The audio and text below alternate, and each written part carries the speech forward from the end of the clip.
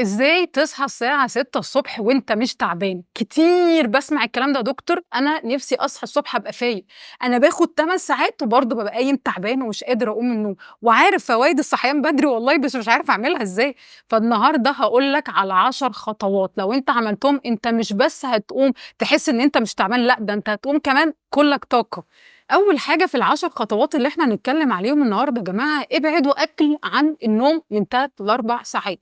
لازم نفهم معلومة مهمة جدًا، جسمك إمتى بيخزّن دهون؟ جسمك بيخزّن دهون في حالتين، يا إما أنت مدّي له سعرات كتير فخلاص أنا مش محتاج كل السعرات دي فاروح خزّن يا عم دهون خلّي عندنا كده مخزون وقت ما نحتاجه هناخده، أو بادخّل أكل في وقت ما ينفعش أدخّل فيه أكل. فمرحلة ما قبل النوم اللي هو بالليل ده ما ينفعش حضرتك بقى الجسم يقعد يهضم ويشتغل في هضم، ده مش وقته بقى حضرتك، أنا شغّال طول اليوم وشقيان وتعبان، سيبني أريّح شوية واخش أنام. فلمّا أنت تيجي تشغّل الهضم والجهاز الهضمي قبل النوم، طَب أنت هتنام إزاي؟ أو يا سلام بقى لو بتدخّل لجسمك حاجة هو ما يعرفهاش، حاجة زي الزيوت المهدرجة أو شيبسي أو الحاجات اللي أنتم بتجيبوها من السوبر ماركت والحاجات اللطيفة بتاعة بالليل دي اللي هي بتطلع كده مع السعرات الحلوة، فالجسم أصلًا دي كيميا مش عارف يتعامل معاها،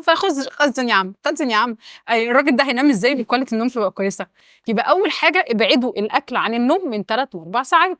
تاني حاجة علشان تعرف تحسّن جودة نومك إن أنت ما تسهرش بالليل، سهر بالليل حرفيًا بجد بيدمّرك، سهر بالليل يا جماعة بعد الساعة 22:00 اكتبوا كويس جدًا بعد الساعة 22:00 نبدأ إن الجسم بيخش في حالة stress، ده بيعلّي كورتيزول فبالتالي بيعلّي قصاده أنسولين، أنسولين لمّا بيزيد بيعلّي حاجة اسمها craving الشهية، تبُص تلاقي نفسك إن أنت عايز تاكل فبالتالي تقعد تاكل، فأنا سهر بالليل من الحاجات اللي أنت لازم تبعد عنها وتبدأ تشتغل عليها تدريجي علشان تبعد تمامًا عن السهر وتبدأ تنام بدري، وده مش هتعرف تعمله من غير تالت حاجة، الكافيين. لو أنا باخد كافيين على مدار اليوم مثلًا قبل ما أنام ب6 ساعات ب8 ساعات برضه مش هتعرف تدخل في نوم عميق، يا سلام! أُمّال يا دكتورة المفروض نبعد كافيين قد إيه؟ minimum 12 ساعة، يعني أنا لو هانام الساعة 22:00 يبقى أنا آخر كافيين أنا واخده الساعة 10:00 صباحًا، لأن الأدينوزين هو عدو النوم وده شبه الكافيين، فبيخش يقفل الreceptors فبالتالي أنا هنا الكافيين يعني أقصد بيها إيه dark chocolate فيها كافيين، شاي أخضر كافيين، الشاي الأسود كافيين، قهوة كافيين، كل ده كافيين، فأنا آخر كافيين أنا باخده قبل النوم ب12 ساعة. وبرضه دوّة علشان لمّا نتعوّد إن إحنا نعمله هيعمل إيه، هيودينا النقطة رقم 4 يا جماعة، اللي هو إيه، الساعة البيولوجية. لو أنت ساعدك البيولوجية مش مضبوطة، فأنت حرفيًا عشان كده بتصحى وأنت بتعافر، لإن زي ما أنت بنضبط ساعات النوم اللي إحنا بننام فيها، بنضبط ساعة الصحيان. فعشان أضبط المنبه اللي جوّه عقلك أو إن أنت تلاقي خلاص الساعة البيولوجية بتاعتك ضبطت، بتضبط الميعاد اللي أنت بتدخل تنام فيه، وتضبط الميعاد اللي أنت بتصحى فيه. الأول هتقعد تعافر شوية وتبقى قايم مقريف، هاقول لك تعمل إيه. ده هيودينا للنقطة اللي بعديها إن أنت لمّا تصحى اشرب مَيّة، حُط جنبك كوباية مَيّة، أنت هتبقى صاحي مقريف، فحُط جنبك كوباية مَيّة، المَيّة تدخل تقول للجسم وتقول للمخ فوّق يالّا هنصحى أهو هنبدأ يوم جديد، مرحبًا بك في بداية جديدة مع يوم جديد. شربت المَيّة، ابدأ ادخل خُد shower. هنا هتبدأ إن أنت تفوّق نفسك even حتى لو أنت صاحي في الأول مقريف، لإن طبعًا الساعة البيولوجية بتاعتك مش مضبوطة. شربنا مَيّة، أخدنا shower، نبدأ ندخل على النقطة اللي بعديها نعمل إيه، تمرين تنفُّس. تمرين تنفُّس 5 دقايق الصبح هيبدأ يدخّل الأكسجين لكل خلايا جسمك، هيبدأ المخ ينتبه، هيبدأ خلايا جسمك كلها تفوق، بس بالطريقة الصح، إن أنت تاخد أكسجين كويس أكنك تملى بالونة يعني، اكتم نَفَس 10 ثواني وبعد كده تبدأ تخرّج نَفْسك.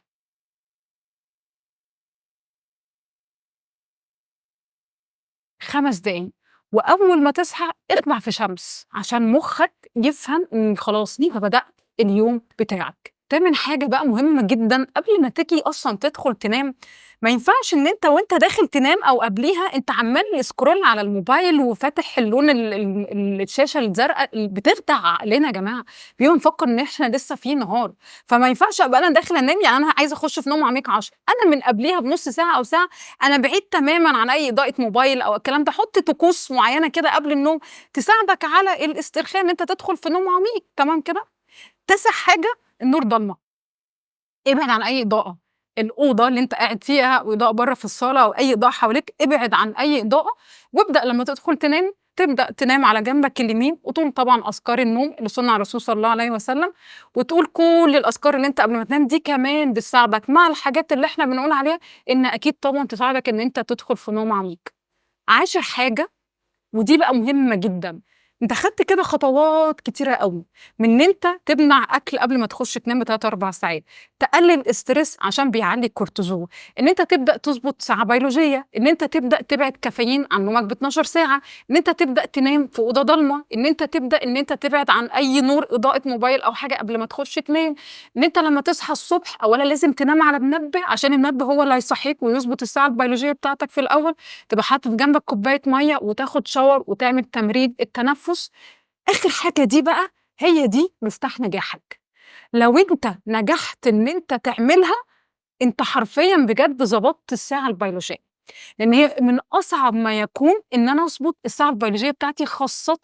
لو أنا متعود بقى لي فترة كبيرة إن أنا فعلًا نومي مش مضبوط، وعندي أرق وبيبقى عندي قلق، وباصحى من النوم في نوم متقطع، وبابقى قايم مهدود ومش قادر وطاقتي واقعة، فمش بين يوم وليلة هتبدأ لمّا تعمل ال9 خطوات دول تبُص تلاقي في نتيجة.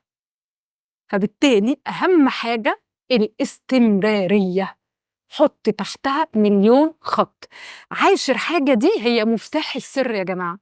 لأي حاجة خلّي بالكم، بس إحنا النهارده بنتكلم على إزاي نصحى بدري وإحنا كلنا طاقة. الاستمرارية، ليه بقى مفتاح النجاح؟ لإن واحد فيكم ممكن يسمعني ييجي بعد تالت يوم، رابع يوم، خامس يوم، يا ست الكل عملنا كل اللي أنتِ قُلتِ عليه وما فيش فايدة، أنتم بتقولوا أي كلام، أنتم بتقولوا مش عارف إيه، صح؟ وييأس وما يكمّلش. واحد تاني فاهم وسمع الفيديو فعلًا للآخر وعارف إن التغيير صعب وإن هو بقى له كتير عقله والساعة البيولوجية بتاعته متعودة على نظام معين، فمحتاجة إصرار وصبر لحد ما أضبط الساعة البيولوجية تاني، فهتلاقيه لأ هو يوميًا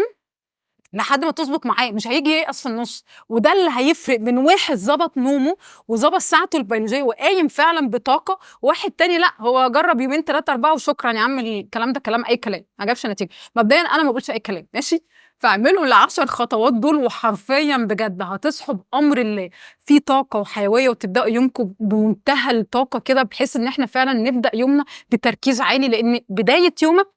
من قبله، مش في الصحيان، لأ من قبله، أنا داخل نايم إزاي، لإن جودة نومك هي اللي بتتحكم في يومك كله تاني يوم.